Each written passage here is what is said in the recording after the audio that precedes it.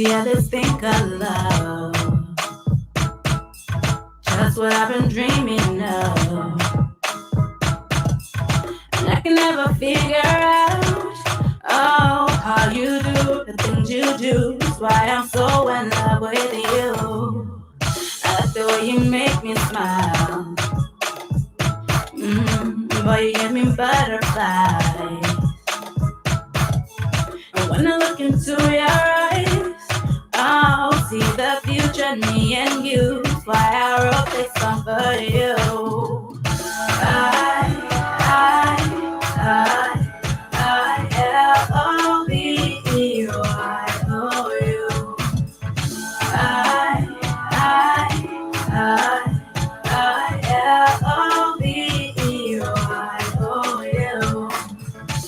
Just want you to know what I think of you. L-O-V-E-Y-O-U. Baby, you've got what it takes to make your girl say L-O-V-E-Y-O-U. If I met you in another life and you asked me to be your wife, with grace and a smile I say, yeah, always now and forever. You'll be my one and only lover. Cause I love the way you make me smile. Boy, you give me butterflies. And when I look into your eyes, I'll see the future, me and you. That's why I wrote this song for you.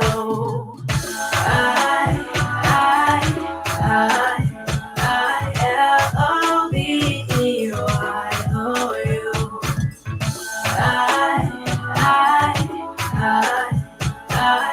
L-O-V-E-Y-O-U. Just want you to know what I think of you. L-O-V-E-Y-O-U. Baby, you've got what it takes to make your girl say L-O-V-E-Y-O-U. Ba-ba-ba-da-ba-ba, ba-ba-ba-da-ba-ba,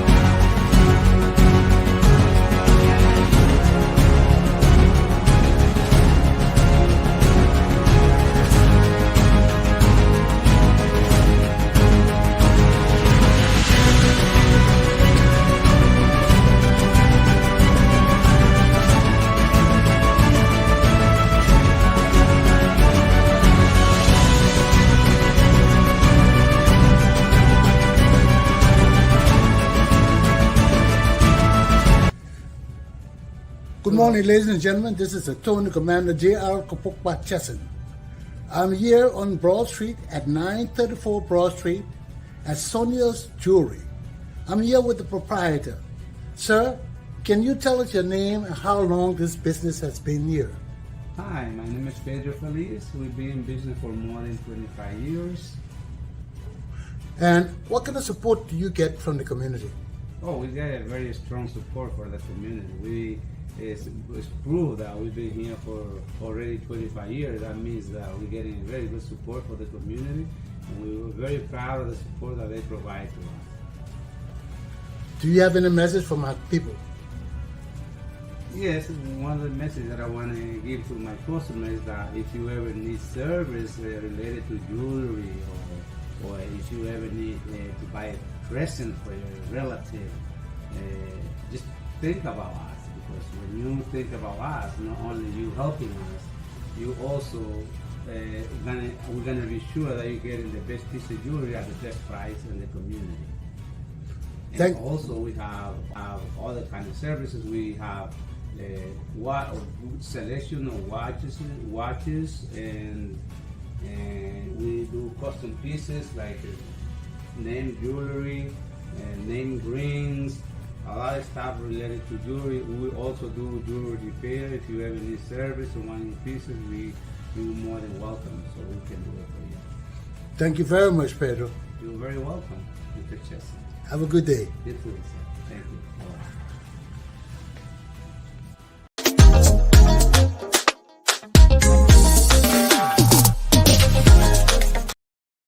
Good morning, ladies and gentlemen. Welcome to Tony Commander J.R. Cummings Chesson Talk Show.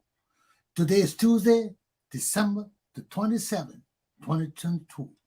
2 days after Christmas. What's next? Now we woke up this morning in Rhode Island. The 24 degrees right now. Cloudy. But be not dismayed. We go up to the mid-30s.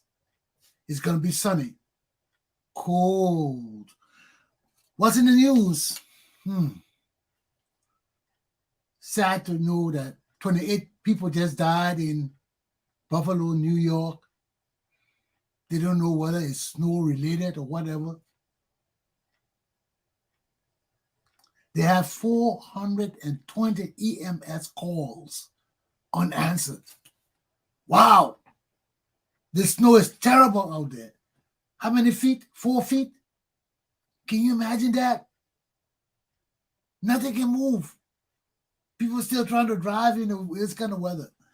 But God bless you. Take heed and govern yourselves accordingly. Okay? Flight cancellations. There's a lot at the TF Green Airport right now. 2,800 flights have been canceled. I think that was from Southwest or one of these airlines. So people are stranded in these airports. Take heed and govern yourselves accordingly. Let me bring in my brother and friend, Mr. Melvin DeShield, so we can hear what's happening on his side of the world. What's up, Melvin? Well, thank you. You hear me? Yeah, I hear you. Well, it's a light day here in Belgium. Belgium, the capital of Europe. And with about 11 degrees this morning. Wow. And we're having a nice time after the Christmas. And we're having a fairly good day. Thank you. Well, maybe let me put our topic. Our topic today is the same. I told you we'll be going all assessing how we see it, assessing our Liberia's presidential candidates for 2023 presidential election. We're talking about George Weah from the CDC party, Boakai from the Unity Party, Alexander Cummings from the ANC, and Tiawan Gongloe from Liberty Party. So today we are still looking at the health of the country, Melvin. And I told you we do think health from two different perspectives. We do one from the actual health perspective, our health institutions, our hospitals and all of that. And we do the other health aspect from observation. So we're observing this aspect this morning. And here's what we are observing. Join us for this brief interlude.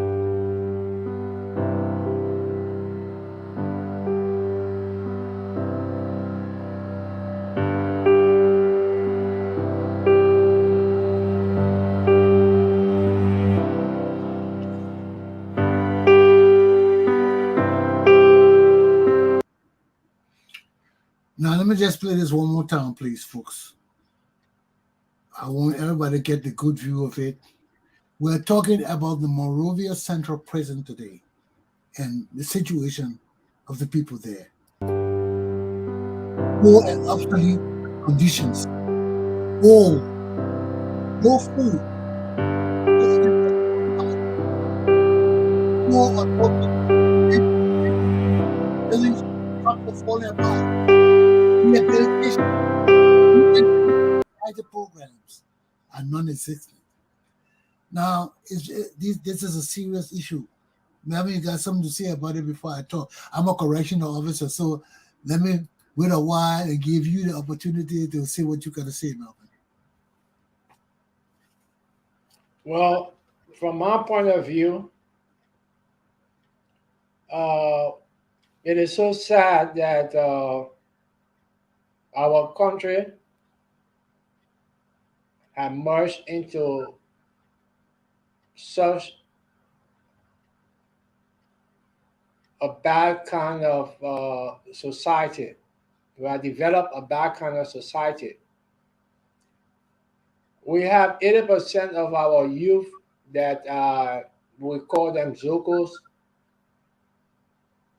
and they are majority. And it's a serious problem to realize that the crimes that happen in the streets and in the subways in the communities cannot be solved because the law abiding, the authority, which is the police, cannot handle the different areas. And when the people are taken to court, they have no space in the prison compound. We have a serious national security issue. Let me ask you a question, Melvin. When you talk about the police cannot handle these areas, what explain? What do you mean by that? Is it in terms of manpower? In terms of logistics, no cars, no, It's all of the above of what you just said. No logistic. no The manpower. people don't. They have no care. There's nothing in the budget, in the national budget, that address this particular issue. And it's a far-fetched problem. I don't think that we're going to get out of it if the attention of the government is not will not take heed to this, because it's a serious problem. You heard that we have a pastor that is running the prison compound. Yeah, the pastor is called Reverend Salisha Kiade or something like that. This is not even a Yeah, but correction. is he qualified? The question is he qualified? It's because he a pastor, that's why they put him there. No, he's Will not. that help to solve the problem? Does he know the intent of the inmate, the problems of the inmates? We need a correctional officer in that particular place, somebody that actually knows the job. And besides that, Rodney, let us look at the origin of this problem. This prison compound was built before we were born, Yep. and we have a 60s. So that means to say that prison compound is about 80 years old plus. And the fact It wasn't remains built for is the that capacity. what? It wasn't built for the capacity of people we got now. Yeah, it was built. It was built for. We heard that it was built for about 300 persons, and we got almost about 2,000 plus inmates in that particular place. The maintenance bad. The facility is rotten. And No I don't think bathroom. that maintaining it will help. The people need new structures. Yes. They need new structures. Maintaining it is not going to help. Will that put money in people's pockets? They're going to draw a plan. Oh, yeah, we're going to maintain the place. We need about 500,000. That 500,000 probably do not even spend about 20,000 to do any kind of maintenance in that place because everybody's corrupt. But there's nothing Everybody's in corrupt. between, man. Everything is broken down. And like you said, that person is almost 80 years old. And what happened? They didn't even mention any other prison. They just talk about Monrovia prison. Uh, what other prison we got in the country now besides Monrovia prison? Have you noticed that from since double time, all the other presidents that have taken the office, none of them have addressed the particular issue of the prison compound. That was nothing in the. There is something that is unheard. There is something that is unheard around them. They don't talk about it, so there's no interest in it. But now it has turned into a national security problem for us as a country, as a people. It's a complete mess. Mary, can you imagine from the time was small, they've been feeding these people a bowl of rice once a day. In the past, they used to put one pot of pepper on top of it, just one bowl of rice and a pot of pepper. Now at least they're fixing their cassava leaf, maybe something to eat with it. But and the people say eating one bowl of rice a day, how can you survive in 24 hours on one bowl of rice if you have nobody bringing you food? That is one of the things that we're talking about, a pastor being there, heading it. You need a correctional officer that would know the in and out and the mind of the people. How the people think. First of all, we need our leaders to recognize the significance of building better prison facilities to accommodate our prison because they have civil rights, they have human rights, they have constitutional rights.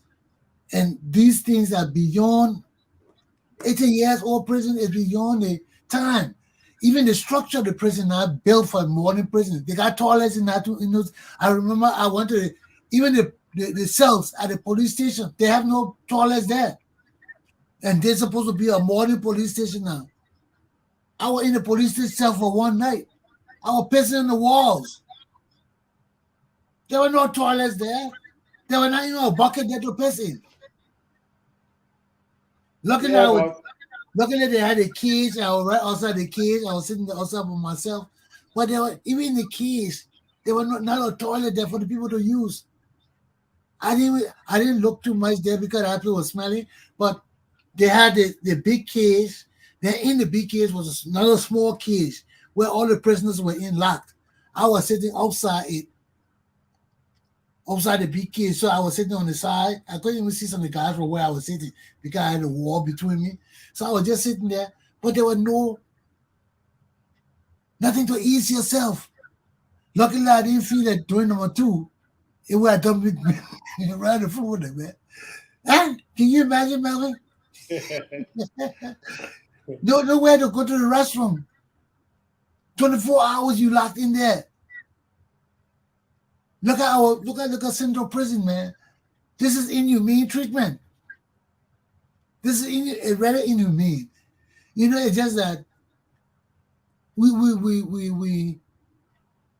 always, how you call it, justify some of these things for our government. Give reasons for it, man, the government pool. But that's inhumane treatment, man. I mean, that's inhumane treatment. Because I remember I was there pissing. I pissed 3 times. And luckily they didn't come near me. But I was just flashing the walls, man. Where I would go? Where else I would go?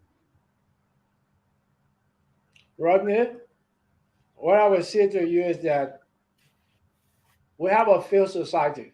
Yeah, lucky I'm a soldier too. I was used to that kind of thing too. We have a failed society. That's what I want to actually talk about. I remember in the back days that you used to have fiddle trumpets and different people going out to the prison and giving help, giving food, assisting the inmates. Those kind of people. You have to touch people going there all the time. You see the last for the class. inmates, You giving see, them food. let me put everything in, man. Just 1 minute. You see the last picture I put up Yeah, with them in a sweatsuit? yeah. That's an organization gave it to them because I they believe built, so. I they built, believe so. yeah, they Because built I was just about to question, how come the people got sweatsuit the warrants that they have right now? because they built The government not even thinking about them. How will government buy and clothes? they built So the visiting I believe it's an organization, that is doing you guys helped to all build of this for them. the visitor center outside the prison. So when they were opening it, this organization donated all these sweatsuits to them so they could come outside to have clothes to come outside to the opening ceremony because this is the visiting center in the prison. They built it. They helped to build it. A charity organization was building it and they assisted. So the organization gave all of them sweatsuits so they could come out to attend the opening, the presentation of this visiting center outside the prison. Now the prison got a new visiting center, but the prison itself is unconducive. It's unconducive. Yeah, but what role the government playing on to help to rehabilitate the inmates? We also heard that those are on pre-trials, all mixed up with the convicts. It's a serious problem in that prison thing. We also got information that they're going to free some of the inmates because the prison is too packed. They have to.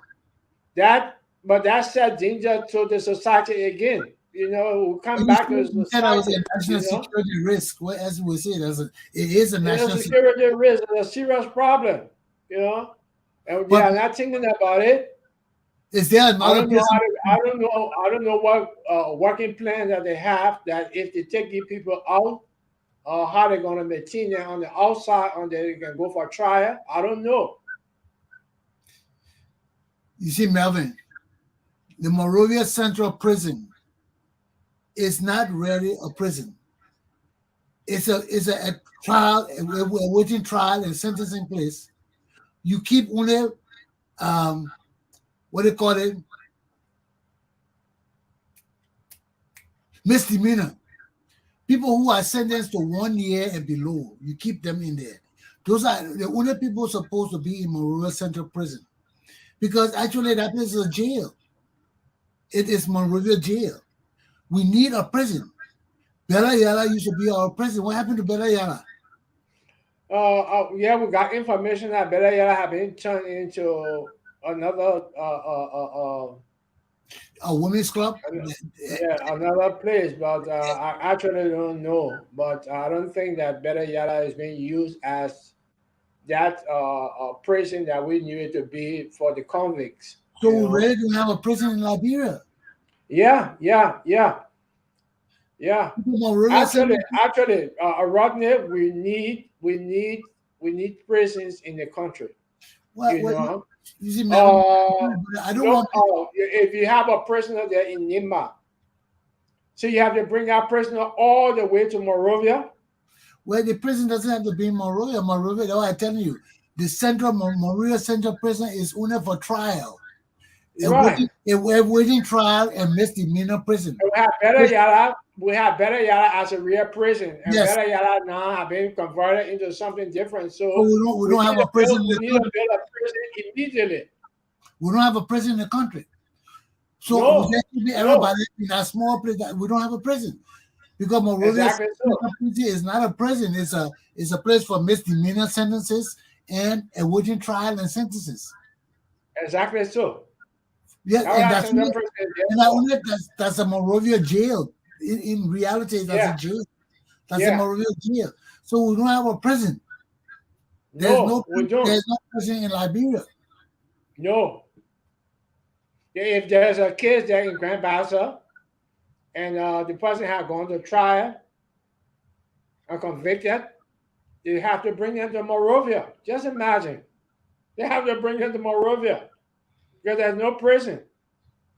We need a new prison. that prison we're talking about, that Central Monroe prison, we should let the public know that that thing has been out there for about 80 years. That they don't need no maintenance. They don't need no maintenance.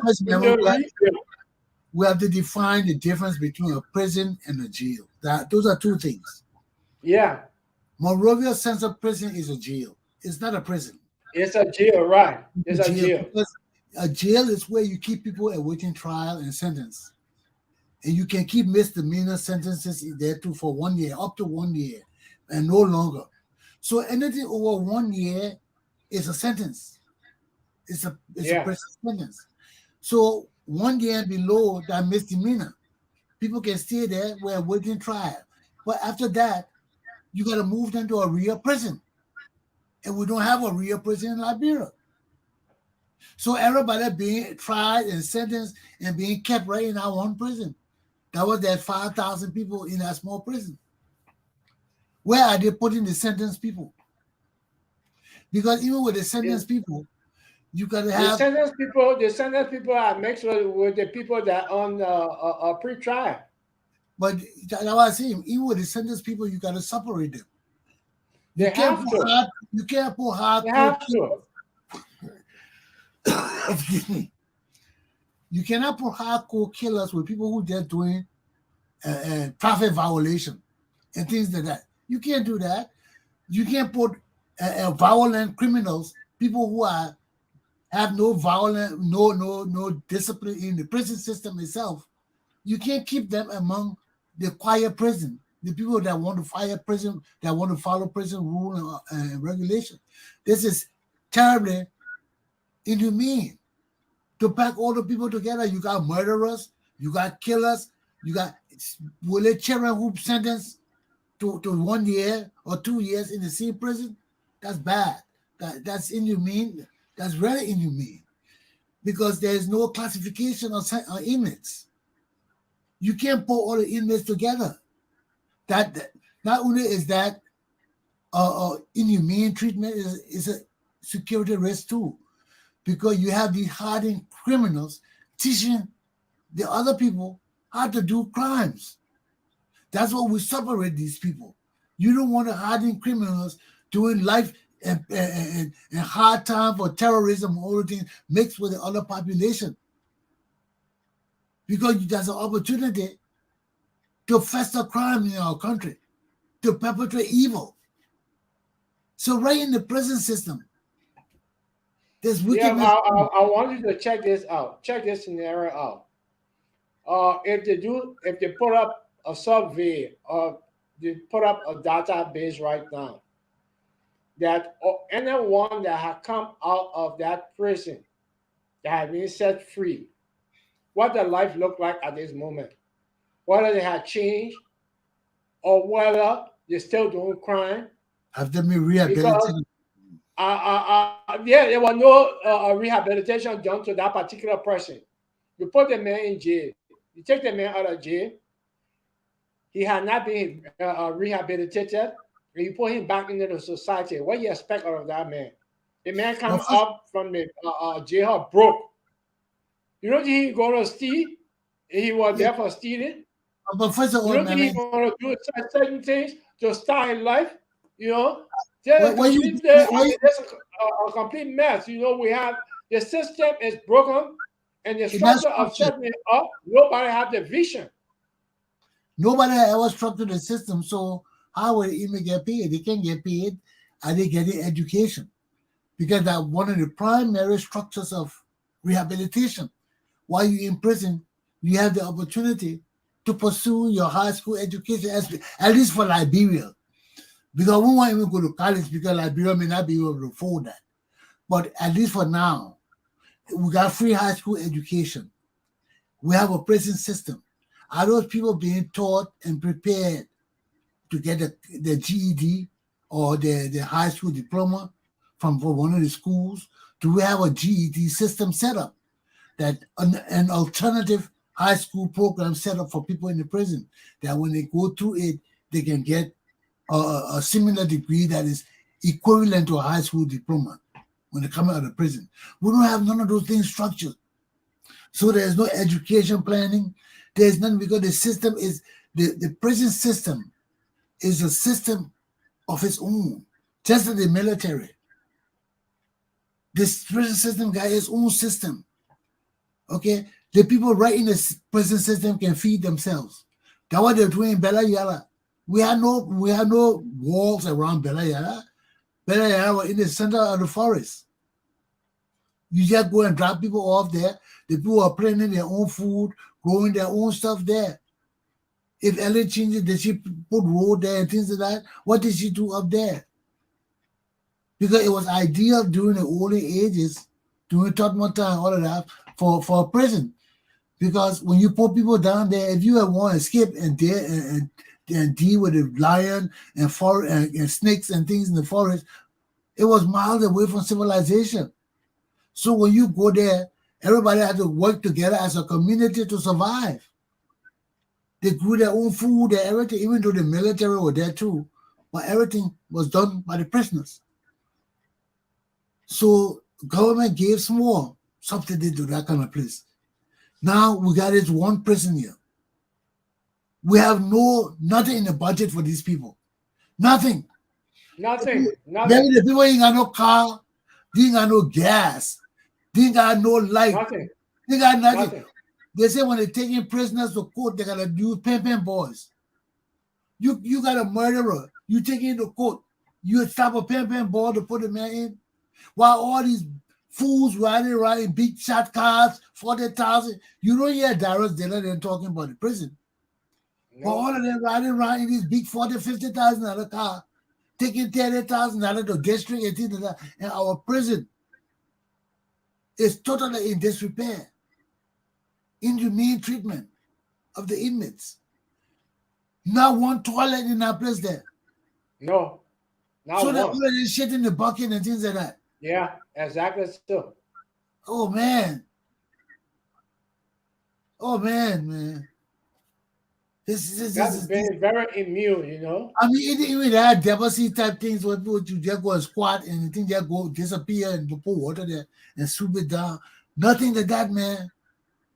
Nothing. You just using bucket today still. They need to break that whole prison down and build a new prison. But where would they put the inmates? They have no other prison. I said they would build tents and put them in there while they build a new prison. Where do they put the inmates? It's so terrible. It's a serious problem. It's a serious problem because I don't think government is even looking in the direction in which you're talking about. You know, and but we need one. Liberia is small, maybe. We just need one central prison because we can't build prison all over the country. Everywhere we build small jails. I was thinking about a better site for the central prison would be in Bon County. You know, it's a central point of Liberia in Bon County, and within that central prison, at least you're going to have two phases of school, elementary and high school will be set up in that prison compound. So if you send to prison for 4 years, that 4 years, if you are on the outside, you have not gone to school before, that 4 years, at least you learn from the kindergarten or you'll be in the elementary sector. You know, if you go into that prison and you have been you into high school and something like that, you have to compete within that prison that you come out. So if you have some convict there for 5 years, 10 years or so, they will have an opportunity to reform their mind, you know, by going to school. That's where you start with. Besides that, we're going to have the agriculture sector set up there. We're going to have a vocational. That'll change it to a vocational thing set up within the prison, you know, that when the inmates are there, they'll be able to provide and do things for themselves. Well, you see, when we're talking about prison now, we're also talking about security, you know. So, I mean, I don't know where the government stands on. They have to do an assessment of all of this. We have never had anything put aside for prison before in our lives. We have never studied prison situation in our lives in Liberia. Now is the time for us to do it. How do we do it? What should we put in there? Right now, any prison will be built. The prisoners got to feed themselves. Government can feed them. So that's a primary thing. Agriculture. That their vocational training right there. Because from morning to night, they got to grow food to eat breakfast. That means they're having chicken pens. That means they got to bake bread. They learn how to bake. They got to learn how to cook. Everything right in the prison system because our government is too poor to be like European and American governments to support prisoners. So if we're going to build a prison, I think it should stay right in Belayala because if that area is fertile for I growing agree food, with you. Yeah. let us stay right there. Our prisoners will focus on agriculture. That's the whole thing. Because from there, we can encourage people to be agriculturists, to learn more about agriculture. Other courses, they will be mandatory for them to finish high school. Mandatory. That's where we start mandatory high school classes at. Because in the public, it will be hard for us to do mandatory things. People won't do, we're not boys. Because we won't be there tournament time chasing people in the street to go to school and things like that. You remember when we were small? The militia used to be chasing people to go to school. You sit down with your friends, when you make the militia truck car, everybody there running, they won't go to school. Yeah. They escape school. No, we can't do that kind of thing. So the prison will be the focus for high school education, compulsory high school education. You go to prison, you want to enjoy prison and get out, you better get a high school diploma. You get a high school diploma, you're wasting your time. Because then you're there playing rice. You'll be a farmer. People who don't want to go to school there, you go to farm. Because we got to have chicken pen.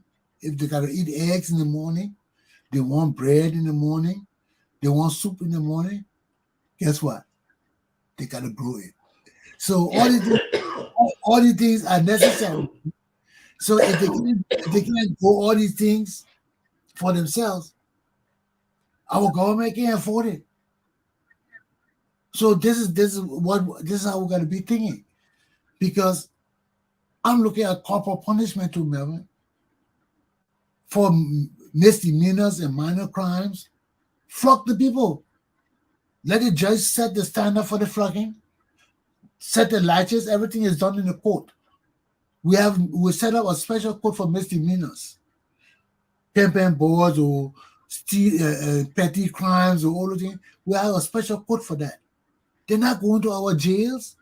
No, we ain't going to be like America and the other country. No, Singapore and all the other countries, they don't flog to prisoners. Flogging is part of our disciplinary standards. If your pa flog you, my pa flog me, my auntie flog me, my cousin flog me, all of got flogged. Now, while we fighting the white people, and one say we can't flog our prisoner, we'll pack our prison. Look how that prison is packed. Our prison not supposed to be packed like that in Africa. No, there's no way. Only hardened criminals go to prison. The other people get flogged. 3 strikes you out. 3 strikes you out. We catch you 3 times doing the same thing, you go to jail. You're not coming out just now. You go in Belayala. That one we send you to jail out of the country because you go to plant food. You're not coming to the area no more. 3 strikes you out. That's the flogging thing. That's 3 demeanors. You get 3 demeanors, we strike you out. That's a crime. You go on to Belayala. Our prison, we have an organized system. You see, and people will not just come and run our system amok.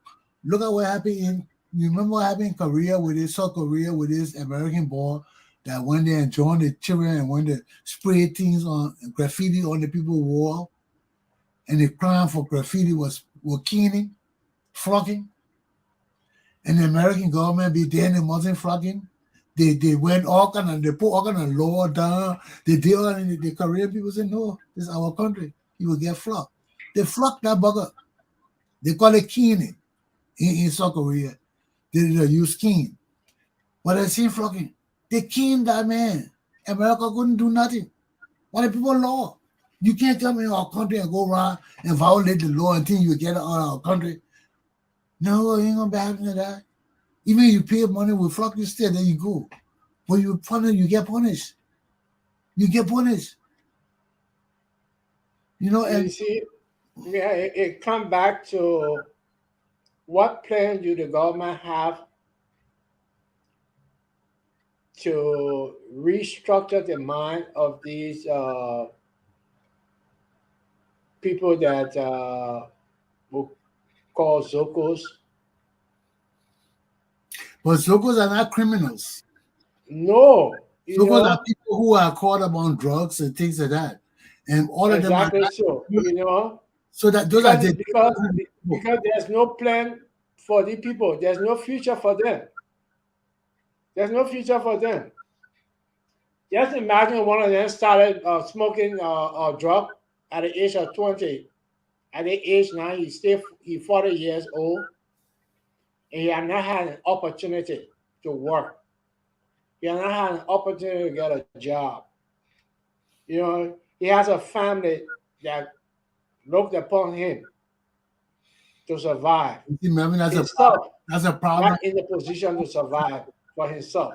That's a problem of society. That man will go back into crime. There is no way that man going to sit down and stay hungry, or his family stay hungry, if he don't do something for himself. And what can he do for himself? He have no capital. He have no business. He have no setup. That's why. See. Melvin. That's why we can't think like Americans now. This is a government that cannot pay people for 4 months. Yeah. What do they do for the prisoners? They can't do nothing with prisoners.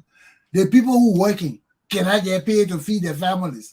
Then you have money to go and pay prisoners. You see? The people standing in the street, they don't even have money to take care of their family. Who will take money to say they're going to be prisoners? No person have they have to pray. No person have to pray. They have to pray for some kind of life to come to them, because if they depending on the government or they depending on somebody else, their family self cannot go there. The reason is that the family self don't have at home. They go to the prison to go and carry food there. They have no food. People are fighting to eat home. You said they eat jail. How will they take the food from home and say they take it to the prison?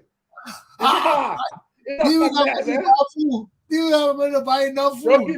The prisoners are there on the mercy of God, my brother. On the mercy of God. Okay, maybe let end this topic because we got one more thing to talk about, because it's a no-win situation. It's a no-win situation. It's a no-win situation. You dead if you do, you dead if you don't. Because the government got the people stealing all the money. First of all, the government got money. The little money we got everybody wants somebody personally. But can you hear something, Rodney? You notice, and we heard from other sources, that a lot of the prisoners are dying of uncurable diseases, and the people burying them secretly. You know that there is in the prison. You know that AIDS. So even if you have a family on the outside and that prisoner happens to die, they will bury that prisoner with all the family even know. Seriously. Maybe first of all, do they have a roster of all the people in jail? Do they know how many people in jail? I mean, our system is so broken down, so obsolete, so corrupt, so backwards. Nobody got time to even think about prisoners. That one got dying. Now it's just a national issue now, because if they don't take care of those people, those things will spread from the prison to the community. Then we have another mess on our hands in our country. But maybe let's move on. We'll talk about this prison issue some other time. Yeah. But right now, we got this issue with this with the political parties. Let me put this. All of us had heard this interview. Let me clear this thing out. All of us heard this interview on Spoon TV with the chairman of the Unity Party, Mr. Luther Tappe. Did you hear it? Let me just bring that. Listen to abscess of it, but I didn't go deep into it. But we can still discuss it. who are not looking for jobs, big jobs and titles. I just took exception on it. But that Mr. Luther Tape in the middle here. And the reason why I want to discuss this because this has to do too with the health of our nation. You know, I'm not pointing to any specific party per se, but I'm looking at the leadership of people like Unity Party and the other parties and how they approach the ideal towards changing our country. They say all of them got to unite to defeat George Weah. All of them say they know it. They know it. And these are educated people. This is the they has a PhD, I think, right? Dr. Tape. All the people know this thing. But maybe their behaviors detect otherwise that they don't know what they're doing. If I didn't want to play this interview because we don't have time for this. But to all of you who listen to this interview here, this man is the chairman of the Unity Party. This was one of the party that were against the recent rally of the ANC, the Retire Suffering rally. On this show here, he's expressing why he did not want Unity Party to partake in this Retire rally. His excuse is that he saw the suffering on the faces of the Liberian people. The people were looking terrible and depressed and all of that. Who the fuck is he? Is he a sociologist? Is he a damn doctor? Is he a damn scientist?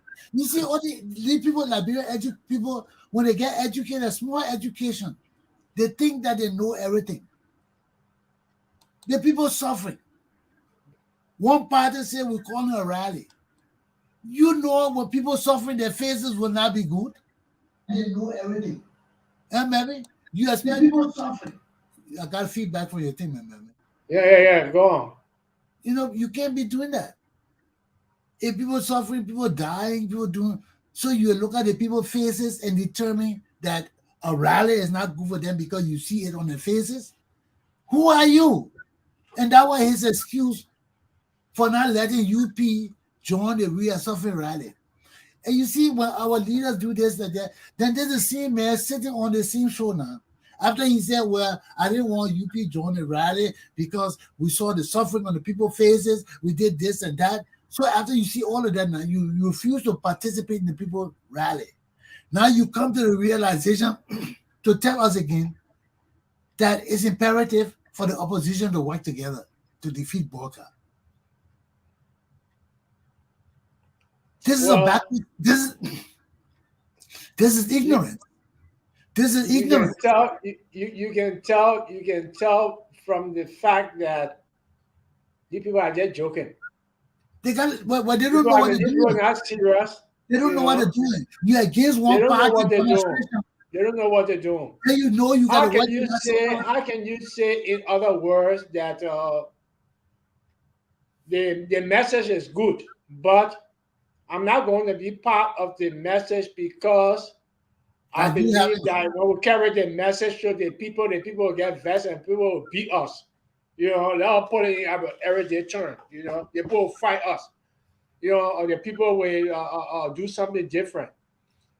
That analysis, I believe, is for someone who not looking at the holistic reason of this particular message being sent out. You know, they're looking at it from a party. They're looking at it from a party view. Yeah, then you tell us you people must work together.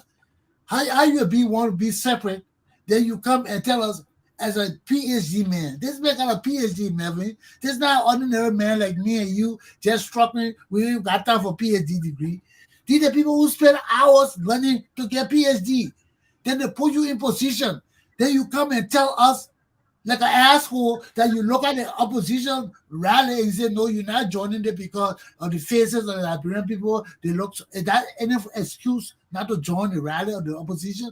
Then now you come and sit and say, oh, despite the fact we didn't join them, we realize that we must still work together to beat George Weah.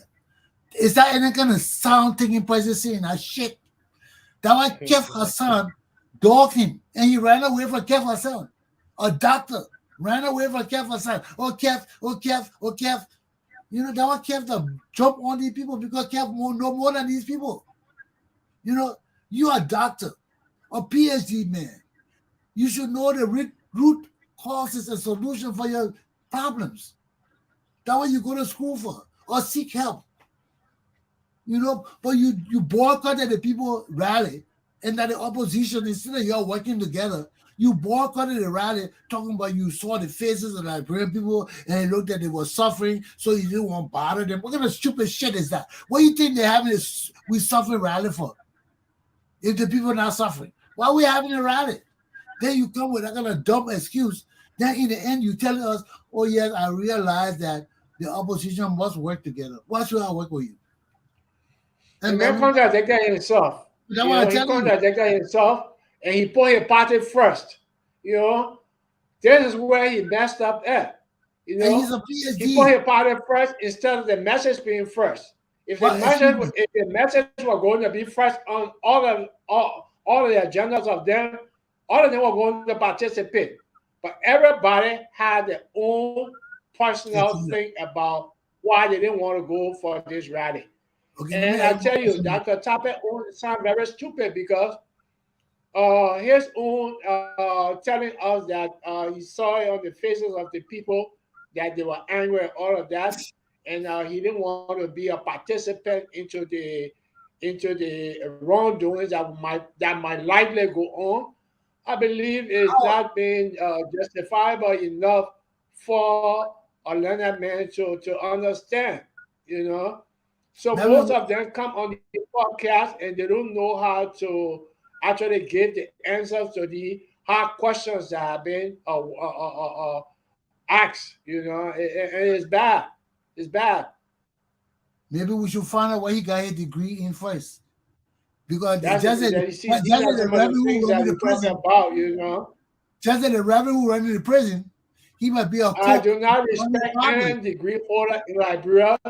If you're coming from anywhere from 80 above, your degree is questionable. You know, seriously. Because during those time, everybody was buying degree.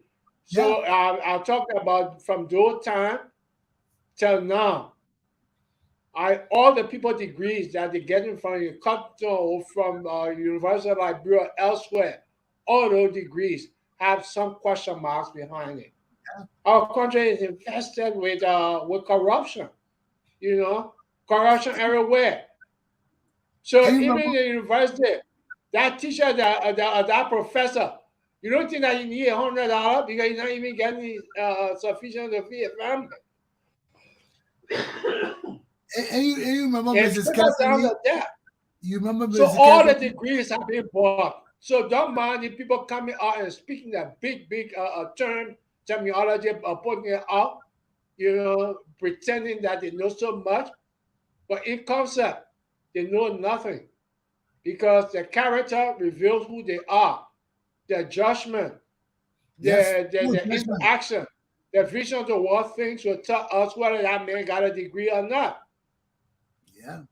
So if you don't call yourself a doctor and you hear him talking, your question is, but what kind of man is this that is talking? You know, because they have no sense of rational thinking behind their thoughts when they come to talk to the people, you know. And it's bad off, man. It's bad off. You remember Mrs. Kennedy, who should be at civil service? Yes. Mrs. Kennedy, who should be at civil service? Yeah, but before I even worked, when you were at the Ministry of Finance, there, I wanted to work, and I had to go to take the test. But I want to tell you, Mrs. Cassidy was there. The guy who Yeah. had the guy who was at the legal office he was running the legal office for the finance department at the treasury ministry while I was going to work. The man was fighting me for getting my job, and he was the head of the department, and he got a degree from Netherlands. So when my document got to Mrs. Kessler at the civil service, the woman approved it right away. I got there. Luckily, I got there. It seemed like I got on her desk. So I said, let me see Mrs. Kessler. She called me in. I went to her. I said, Mrs. Kessler, I want my full pay. She said, Chelsea, you know you just started. You can't get your full pay. You got to go do increments. I said, Mrs. Kessler, where your country going now? When I get my full pay, if you don't give it to me now. She said, Mr. Chelsea, you're right. I give it to you. So she said, who is that man working for you, for the boss of your department there? I said, man, that so-and-so person, I call his name. She said, that man got a degree from Netherlands. The degree in Dutch. And he want me to get him full. Yeah. She said he want me to get him full pay for that position. She said, I can't do it. She said, I will give you the full pay. You got your degree from LU. We know where your degree is. Bob, she signed it. She said, you got your pay. She said, but that man, I trained to go interpret a degree. You know, you bring me kind of degree in Dutch and all that kind of thing. Why is that kitchen? They say you're a kitchen cook or you're a carpenter cleaner or some kind of thing like that. I go put you in some kind of position of trust. And you run away with all our shit. But, you know, it just to see how bad the situation was getting then. So you know it worse now. It was bad then. Even the civil servant woman knew that. You know?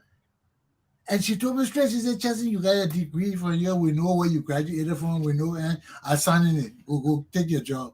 But the other people coming with a degree from Netherlands and Kenya and all the other countries. She said, I don't know them. I don't know them. And that's what we're going through today, my man. We got all these people, their judgment poor, their thinking poor. You, the leader of a party with a PhD, you know that you got to work with other parties to beat this man. It's not a guessing game. All of us know in Liberia that one party may not be able to beat George Weah. That's something everybody know.